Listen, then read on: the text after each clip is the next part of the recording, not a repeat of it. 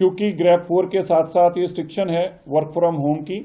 ऐसी जानकारी मिली है कि कुछ प्राइवेट कंपनीज जो हैं इसको पूरा मान नहीं रही, तो उनको भी आग्रह है, उनको भी इसको पूरा मानना है। और अगर ऐसी कोई प्राइवेट कंपनी की बाय नेम हमारे तक शिकायत पहुंचेगी तो उनके ऊपर भी कार्रवाई की जाएगी। आज सभी एमसीडी के डिप्टी कमिश्नर्स डीपीसीसी के साथ जो अनऑथराइज्ड इंडस्ट्री है उसका भी सीलिंग का प्रोसेस एमसीडी की तरफ से शुरू किया गया है। 3 तरह की दिल्ली में इंडस्ट्री है, एक ऑथराइज्ड इंडस्ट्री है, एक रेगुलाइज्ड इंडस्ट्री है और तीसरी इलीगल है।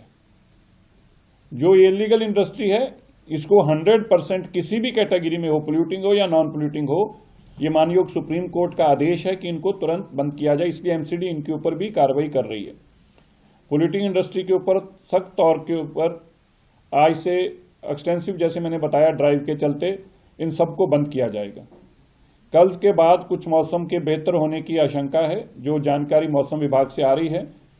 कल के बाद कुछ बेहतरी की उम्मीद है, उससे एक और ठीक होगा। दिल्ली के अंदर निरंतर रात को सड़कों की सफाई धुलाई का काम चल रहा है।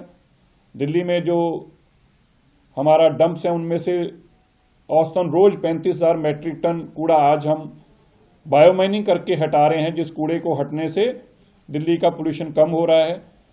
और दिल्ली के अंदर पिछली जो ड्राइव चलाई गई थी माननीय मुख्यमंत्री रेखा गुप्ता जी की तरफ से कि दिल्ली को मलबा मुक्त भी किया जाए। मिट्टी एक बहुत बड़ा कारण है, डस्ट जो कारण है, उसमें भी आप देखेंगे हमारा अभी बहुत ड्राइव चल रही, बहुत दिल्ली में से अभी भी मलबा और कूड़ा उठना बाकी है, लेकिन एक्सटेंसिव ड्राइव से बहुत कई लाख मैट्रिक टन